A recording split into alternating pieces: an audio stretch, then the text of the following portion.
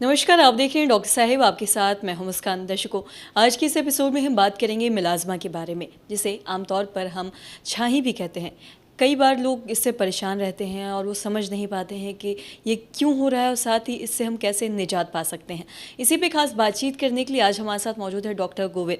दर्शकों, आपको बता दें कि बिहार के जाने माने डर्मेटोलॉजिस्ट है। सर नमस्कार, बहुत बहुत स्वागत है आपका।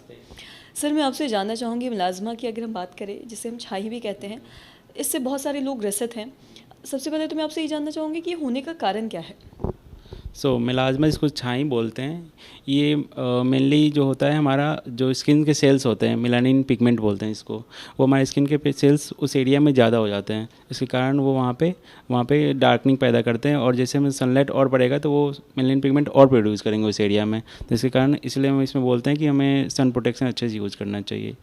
तो ये मेनली आपको हार्मोनल एक्शन से होता है और फिर साथ में इसको एग्रीवेट करता है आपको सन धूप।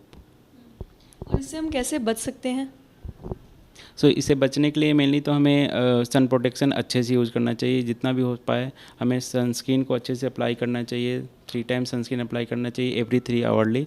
उसके साथ हमें जैसे बहुत सारी औरतें मतलब कॉन्ट्रासेप्टिव पिल्स पे रहती हैं, कॉन्ट्रासेप्टिव पिल्स पे, उसमें ध्यान रखना चाहिए। उस औरतों में ज़्यादा चांसेस रहेगा उनको कि मिलाज़्मा डेवलप हो।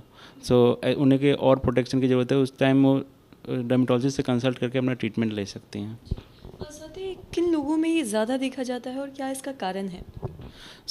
ये मेनली मेल से कंपैरिजन करें तो फीमेल्स में ज़्यादा होता है, और फीमेल्स में भी उसमें ज़्यादा होगा जिसमें मतलब लाइक प्रेगनेंसी में ज़्यादा हो जाता है, क्योंकि हमारे उस समय प्रोजेस्टेरोन हमारे बॉडी में ज़्यादा रहता है। तो उसके कारण ये उस टाइम प्रेगनेंसी के टाइम इस मिलाज़्मा को हम कोलाज़्मा बोलते हैं।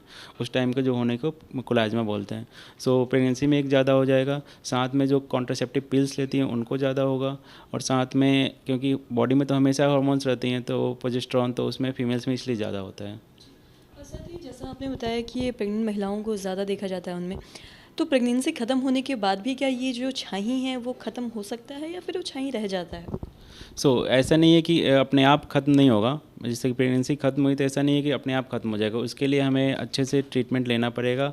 हमें डर्मेटोलॉजिस्ट से कंसल्ट करके हमें अच्छे से क्या क्या क्या चीज़ों का प्रोटेक्शन चाहिए और क्या क्या चीज़ें अप्लाई करनी चाहिए, ये बहुत ज़रूरी है कि डर्मेटोलॉजिस्ट से ही लें। अदरवाइज़ हमने आजकल प्रैक्टिस में देखा है कि बहुत सारे ओवर द काउंटर प्रोडक्ट लेके मतलब बहुत ही पूरे फेस को मतलब सेंसिटिव बना देते हैं प्रोडक्ट। बहुत सारे जो ओवर द काउंटर प्रोडक्ट होते हैं बहुत सेंसिटिव बनाते हैं धूप से, तो और ज़्यादा पेशेंट को जलन होती है फेस को। और साथ ही क्या ये किसी भी उम्र के लोगों को हो सकता है, चाहे बच्चे हों या फिर बूढ़े हों या फिर आमतौर पे जो?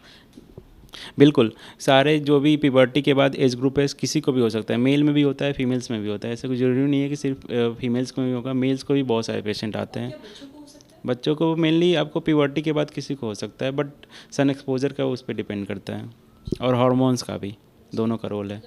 हार्मोन्स का एक बहुत बड़ा कारण है ये छाही होने का। हार्मोन्स का बहुत बड़ा इशू है, उसके कारण ही होता है ज़्यादातर। ऐसा नहीं है कि सन के कारण ही होता है, हार्मोन्स की बहुत ज़्यादा ज़रूरी है। सर, बहुत बहुत शुक्रिया तमाम जानकारी देने के लिए। तो दर्शकों, आशा करते हैं कि आप भी समझ पाए होंगे कि छाही होने का कारण क्या है और किन लोगों में ये ज़्यादा देखा जाता है और कैसे आप इससे निजात पा सकते हैं। तो आशा करते हैं दर्शकों कि जो तमाम जानकारी है आपके लिए लाभदायक रही हो। तो आज के इस वीडियो में इतना ही। अगर आपने अब तक हमारे चैनल को सब्सक्राइब नहीं किया तो तुरंत कर ले, साथ ही हमारे फेसबुक पेज को लाइक करें। वीडियो देखने के लिए आपका धन्यवाद।